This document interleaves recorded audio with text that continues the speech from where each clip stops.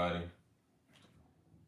As always, welcome to another episode of Ron's Library and Ideas. Welcome to the live edition. Now, for those of you who are going to be watching the playback, I'm going to play some music for you that I made, just cooked up. And it sent me a notification. That's cool. I just cooked it up. I got two versions, kind of the same beat. Y'all let me know which one you like better. Open recent. Save changes. And let's go. You're going to wait for some people to get in here. But in the meantime,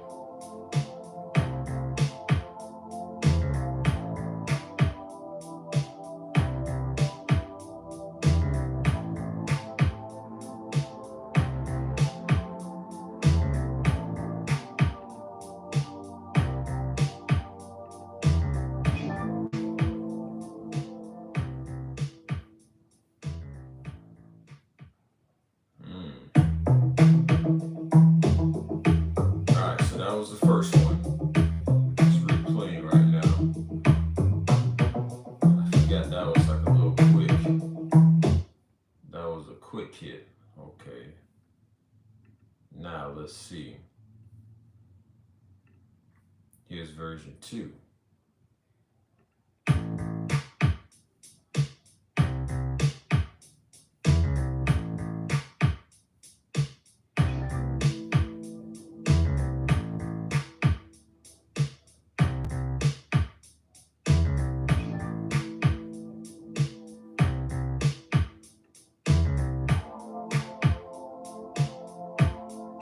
What's going on? Thank you for tuning in.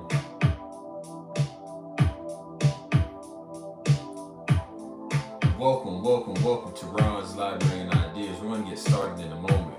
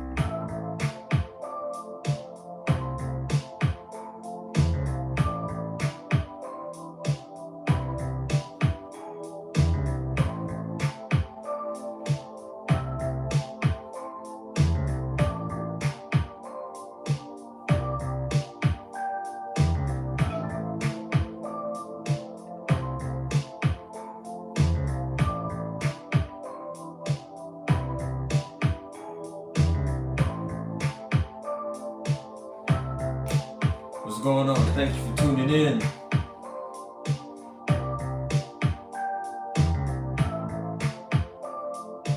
Alright, I think that's enough. I'm about to start talking to y'all now. Hello. Thank you for tuning in. Have you guys heard about the tragic incident that happened at Southern University? Let me pull up some information so I can be respectful to the young man who passed away. Basically, there was a member of the jukebox marching band who was pledging Omega Psi Phi, going through their rites of passage, pledging. Something happened and he wound up dying. Now, when you're pledging, when you're going through a rites of passage to join a fraternity, you're not supposed to die. That is actually the last thing that's supposed to happen. And it's sad because parents, they're not sending their children off to college for that to happen to them. You know, you're sending your child off to college to get education, have an experience, become a better person. But that, unfortunately, that didn't happen with this guy. And what struck me as interesting, I'm seeing all these opinions on the internet, on social media.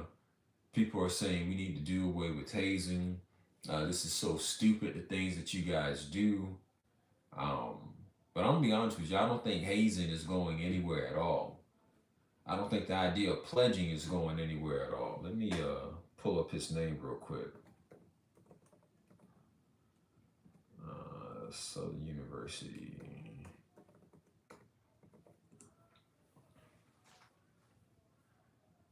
Okay. Thank y'all for tuning in again. Let me pull this up fully. What's his name?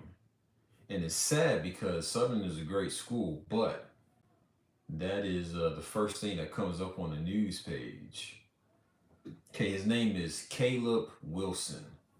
So, rest in peace to the brother Caleb Wilson. Yeah, he was a brother. And he was going through the process. And you know, I'm a member of two fraternities. One Divine Nine and one that is not Divine Nine.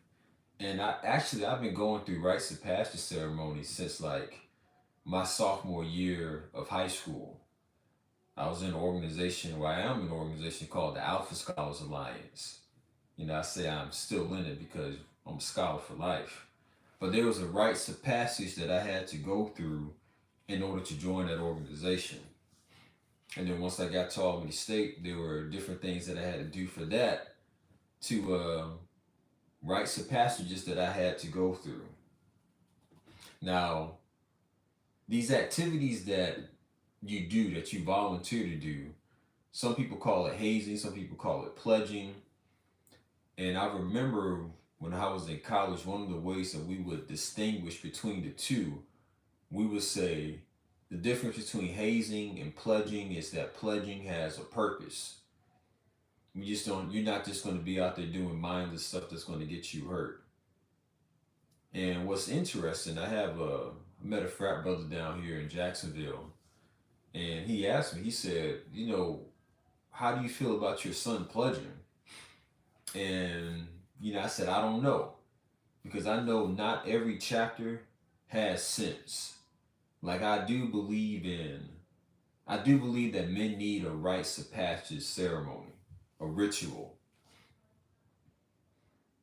You need something that's going to test your mettle.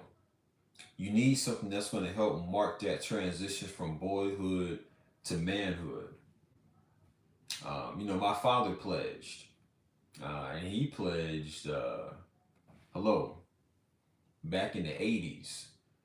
And, you know, when I pledged my first fraternity, he said he was worried that I wasn't going to come back and do it again and join the one that he's in, the one that my grandfather is in as well. But I felt like I had a duty to do that. But what's amazing, as I'm learning more about symbology and the importance of rituals, and how that's used to program your subconscious mind to get a change, I'm learning that what we're doing now is a watered down version of what going through a rites of passage used to be. And I don't say watered down from the sense of it's not as violent, or it's the purpose of it. And let me read this passage to you, a Bible verse of all the things. What's this say? Oil up. I don't know what that means.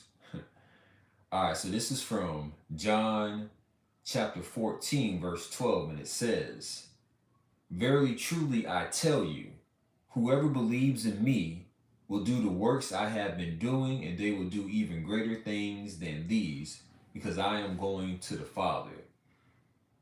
Let's see. That's Jesus talking to his disciples. "Truly, truly, I tell you, whoever believes in me will also do the works that I am doing." You know, the version that I've always quote that I don't see on here, it's like, "Behold, you will do greater works than me." Now, the key component of that is that Christ is a title. It's not his name. He was Jesus the Christ. And Jesus had to go through a rites of passage. He had to go through a process to learn how to do all of the amazing things that he was able to do. And he was also letting you know that these amazing things that I'm able to do, well, you can do them as well. You just have to have the right knowledge of self, the right mindset. And you know, it's interesting because all the years that I spent going to church, that's not something that I ever remember the pastor truly staying on or teaching about. And if he did, it was always in the sense of, just doing good works towards your neighbors, but not, taking 2 fish and 5 loaves of bread and feeding the masses of people.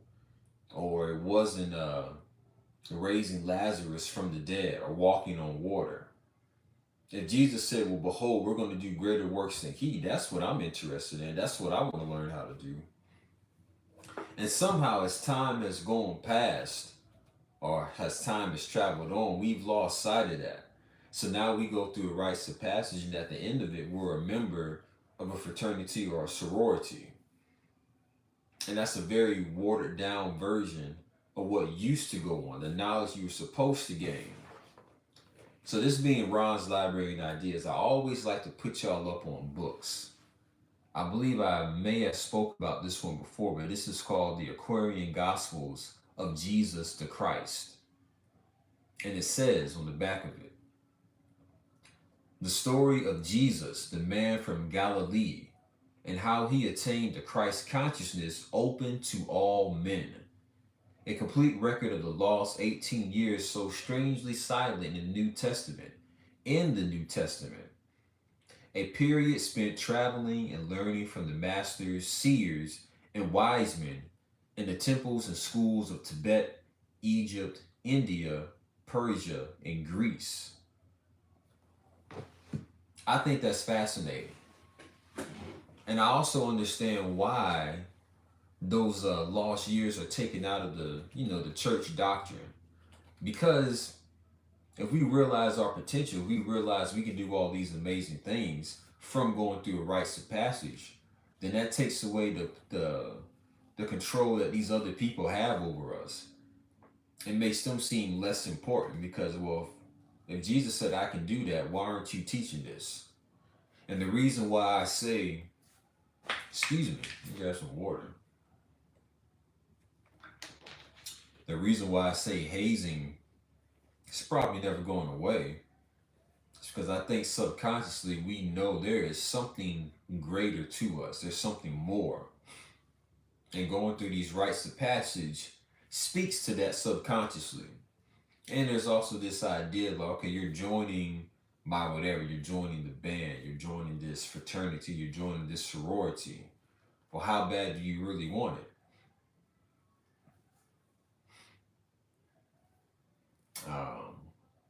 Can you keep a cool head in a high pressure situation? That's something that I learned how to do. when there's a lot of chaos coming on, being able to focus and stay calm. Now, that is a skill that I think all men should have. All men aren't going to have that skill, but it's definitely something that all men need to have. The ability to stay calm in the midst of chaos. And you can apply that not just to pleasure, you can apply that to every aspect of your life. Because right now, even if you look at, what's going on in the country right now, they do a good job of playing with our emotions. So you can't have a clear head and make good decisions. They constantly have you worried about something. So let me read the introduction of this to you. And it's interesting. Let me read some of these chapters in here. So, so you get the publisher's note, who is Levi, the introduction. But chapter 1 is birth and early life of Mary, mother of Jesus. Chapter 2, birth and infancy of John the Harbinger and of Jesus. Now let's see, then you have chapters such as childhood and early education of Jesus, life and works of Jesus in India, life and works of Jesus in Tibet and Western India, life and works of Jesus in Persia, Jesus in Assyria, Jesus in Greece, Jesus in Egypt. All this stuff is fascinating to me, and I believe it's going to be fascinating to more people once they become aware that this is actually out here. Because it wasn't, I think I was in high school when I first found out about this book. Let's see. All right, so let me read some of this introduction to you. The full title of this book is The Aquarian Age Gospel of Jesus, the Christ of the Piscean Age. And the critical reader is apt to ask a number of pertinent questions concerning it. Among the many anticipated questions, these are perhaps the most important. 1. What is an age? 2. What is the Piscean Age? 3. What is the Aquarian Age? 4. What is meant by the Christ as the word is used in this book? 5.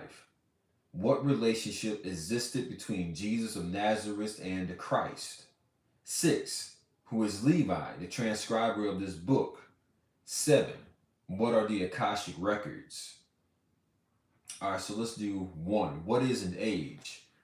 Astronomers tell us that our sun and his family of planets revolve around a central sun, which is millions of miles distant, and that it requires something less than 26,000 years to make one revolution. His orbit is called the zodiac, which is divided into 12 signs, familiarly known as Aries, Taurus, Gemini, Cancer, Leo, Virgo, Libra, Scorpio, Sagittarius, Capricorn, Aquarius, and Pisces. It requires our solar system a little more than 2,100 years to pass through one of these signs, and this time is a measurement of an age or dispensation. Because of what astronomers call the precession of the equinoxes, the movement of the sun through the signs of the zodiac is in order reversed from that given above. Now, what I think is interesting about that, the people who came up with this idea are figured out that great central year of 26,000 years were our ancestors in ancient Egypt. At least that's the earliest known civilization we have records of. Well, official records that they like to talk about. Because, of course, there's Atlantis, there's Lemuria that they talk about, the lost continent of Mu. But anyway, the thing that stuck out to my mind is that for them to know it takes 26,000 years for this to happen, well, that at least means they've had to have gone through it at least twice. Once to come up with the theory, and the second time to prove it. That extends the time we've been on the planet back a long, long way. So this hazing that we see, this pledging, Isn't it fascinating that all that can stem from us knowing subconsciously that if we go through the right process, if we learn the right information, we can obtain the title of Christ. Another book that I want to tell you about is called The Mystical Journey from Jesus to Christ. And this is by Dr. Muata Ashby. You can find this on Amazon. And I believe he's still living. And again, let's read the back of this. For many years, the personality called Jesus Christ has exerted a powerful influence on the world, but do people really understand the mystical implications of his teaching? In recent times, new Christian scriptures have emerged from the sands of ancient Egypt, and their importance rivals, if not surpasses, the popularly known Dead Sea Scrolls. Because the ancient Egyptian texts give insight into the mystical teachings of early Christianity before the compilation of the Christian Bible. Also, a comparative study of the origins of the ancient Egyptian Christian texts, now known as the Nag Hammadi Library, reveals that there are important similarities between Christianity and ancient Egyptian religion and yoga mystical philosophy. Take a fascinating journey of discovery into the mystical teachings of Christianity and discover how to apply those teachings in your life in order to attain the goal of all mystics, saints, and sages the world over. Discover the mystical meaning of Jesus' claim, discover the mystical meaning of Jesus' claim that all human beings can be like him. Discover how the teachings of ancient Egyptian religion were assimilated into Christianity and how the Christian Eucharist has an ancient origin which up to this time was not recognized. The Eucharist ritual was meant to lead a spiritual aspirant to attain Christ's consciousness, the resurrection, and much more, but how is this possible? How can the Christian teachings move from being myth and ritual to the exalted state of mystical experience? What is the true mystical meaning of the Christian Trinity, and how does it apply to the life of every human being in order to achieve the heights of spiritual experience? You know, I'm a big picture type of guy.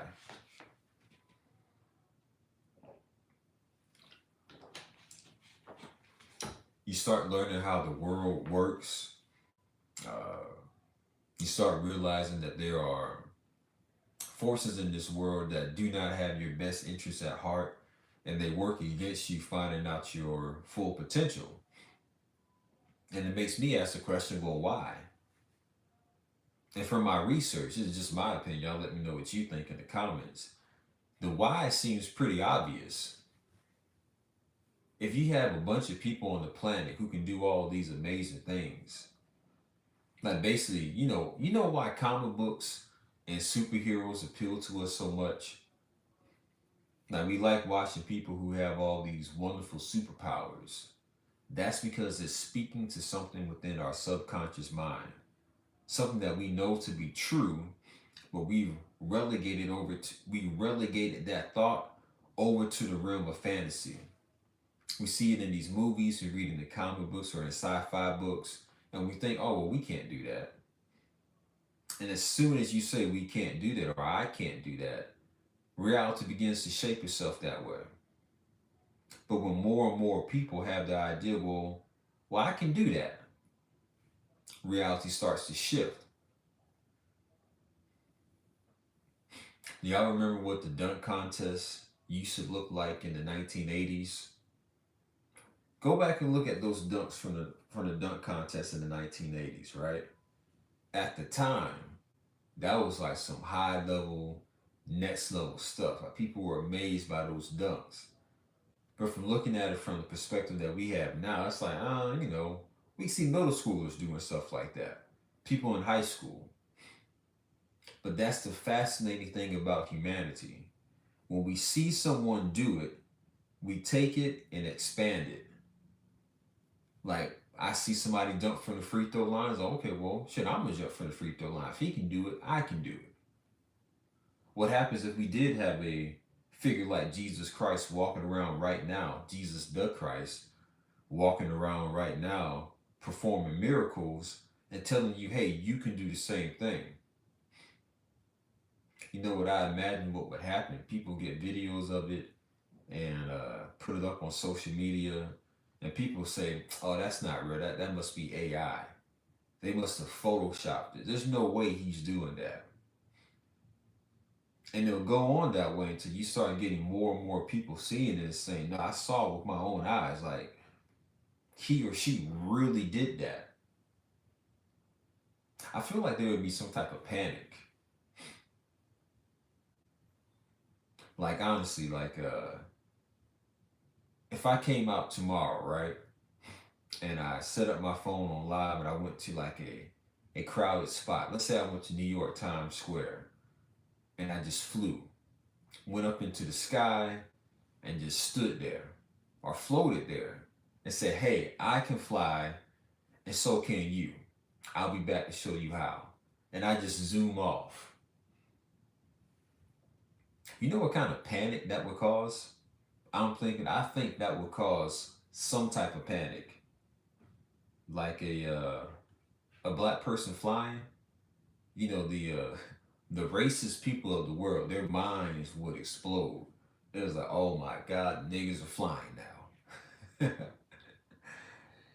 To them, it'll be like when roaches are bad, but when that roach cranks up and flies at you, oh, it's 1,000 times worse. And to those people who hate us, you know, dang, I don't like black people, but if they start flying, if they start developing superpowers, oh man, it's over with. That's what I believe is going on. So yeah, it's that subconscious part of us that knows we can do more that I think is always going to keep hazing as a thing. Because there must be some type of something that we have to do in order to be greater.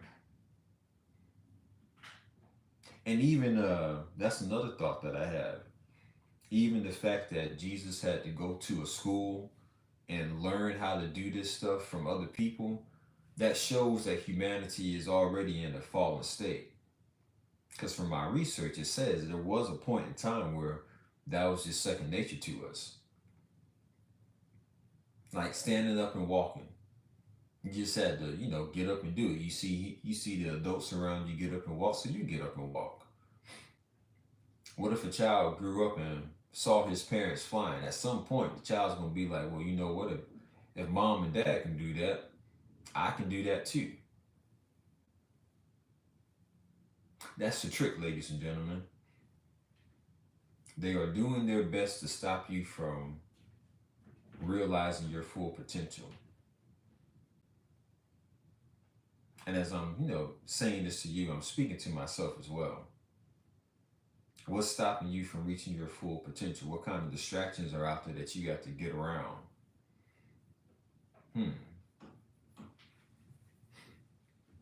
Now, I appreciate you guys tuning in. Your attention is always appreciated, because there's so many other things you could be doing right this very second, but you're here with me and you're learning something. So again, if you're just now tuning in, we're talking about hazing and how our pledging and what we're doing now currently is a watered down version, an extremely watered down, diluted version of what Jesus went through to become the Christ.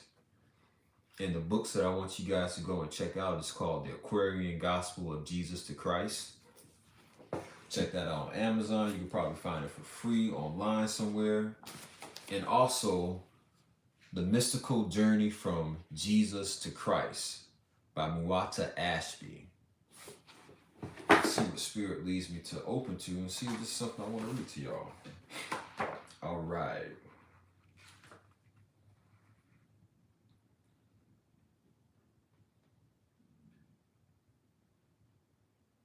Okay, something that I highlighted on this page.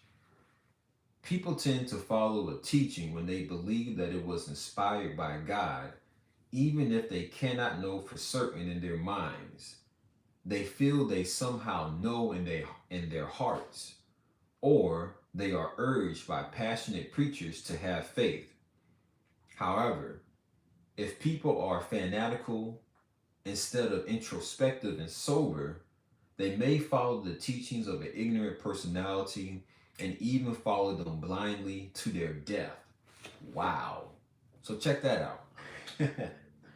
I said, what does Spirit want to lead me to read? And that's the passage that I opened up. Excuse me. And again, we started this off by talking about the young man who just died at Southern University, who was killed at Southern University, pledging to join a fraternity, thinking, okay, this is the way, this is what I have to do to get in. And it's foolhardy on all those present. Whoever, what, like I'm reading that he got punched in the chest and that's what caused him to die. They've arrested somebody. I saw his mugshot online. Foolhardy. Again, let me read that again. If people are fanatical instead of introspective and sober, they may follow the teachings of an ignorant personality and even follow them blindly to their death.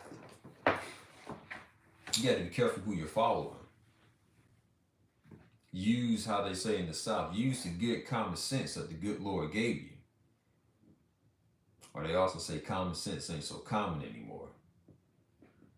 But yeah, man, be careful who you're following. Question everything. Don't just take my word for this at all. That's why I like to give books out so you can go and read it for yourself and come up with your own decision. But something that's diabolical, that's part of the plan. A lot of people, more than half of the country, they're only reading on the 6th grade level. So we're in the age of information. There's all these different books out there. There's all this information that you can go and get. But if you train your population to not like reading, you train your population to have shorter attention spans, you train your population to have poor reading skills, poor reading comprehension, then the age of information isn't going to matter. They might as well call this the age of the cult personality, because it's the people with the strongest personalities that tend to get a lot of followers, because, you know, that cult personality, that leader, they can do their thinking.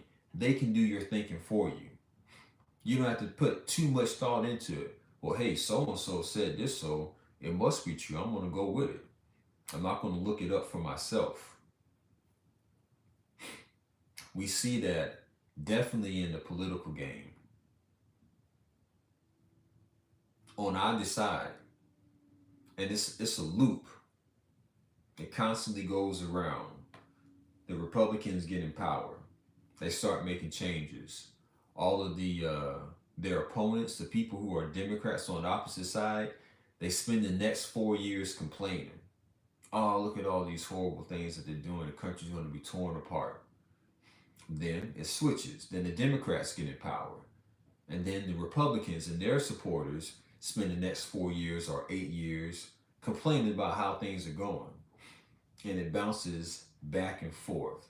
You got fans, fanatics, just blindly following these people, leading them to their destruction.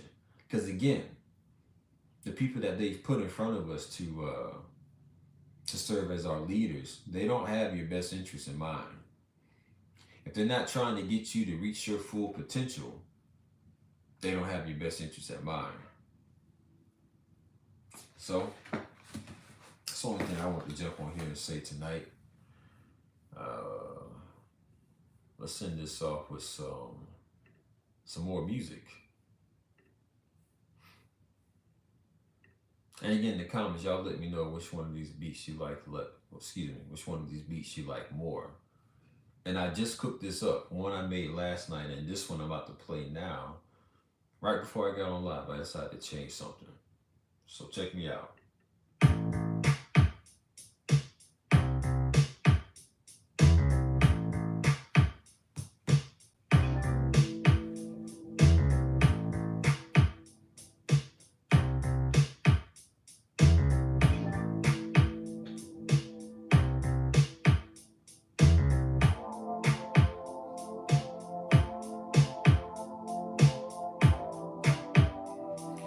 It almost sounds like the 80s, doesn't it? Yeah, that's what I'm feeling from this, like an 80s vibe. Don't you wanna go?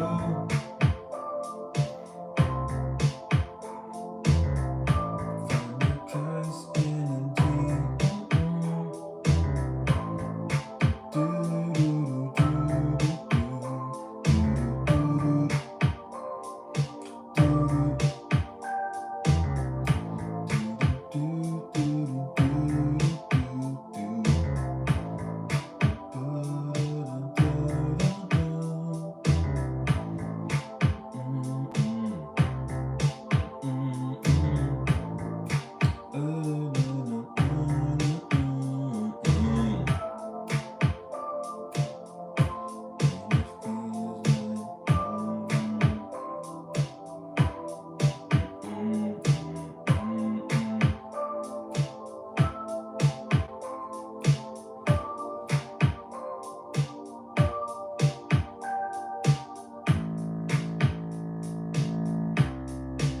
Now I just had a thought. I wonder how this would sound sped up. Let's up the tempo.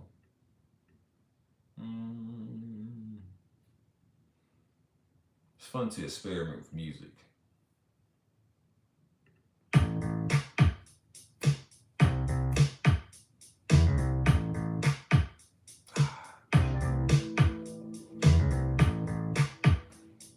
little different feel, faster.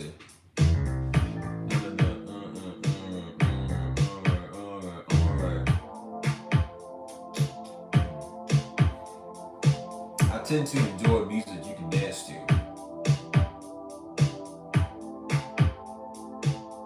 Damn, I'm hungry.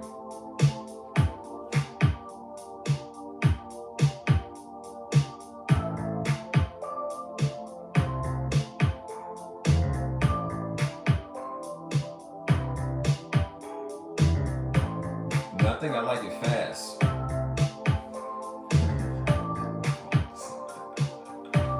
I think this sounds better faster.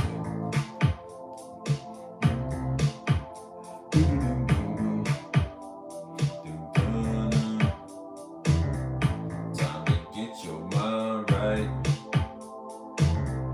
Take that Christ consciousness and use it. Nigga, about the vibe when we use that Christ consciousness. I'm about to show them.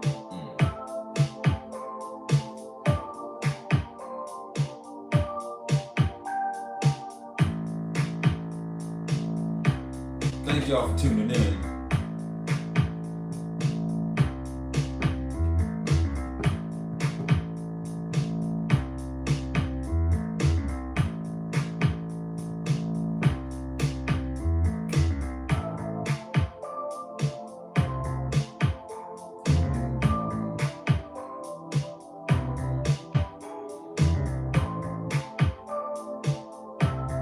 You know, my cat lives a really good life. He's just over here chilling.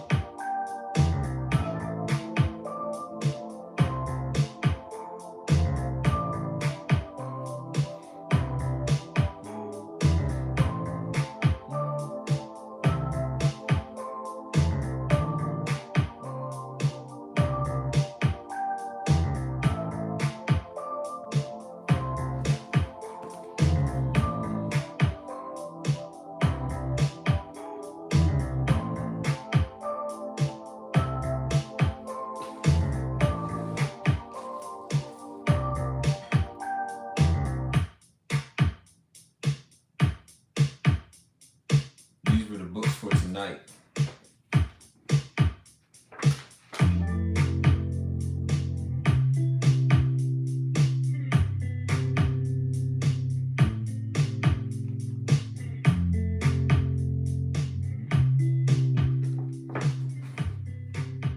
Y'all be easy. Thanks for tuning in.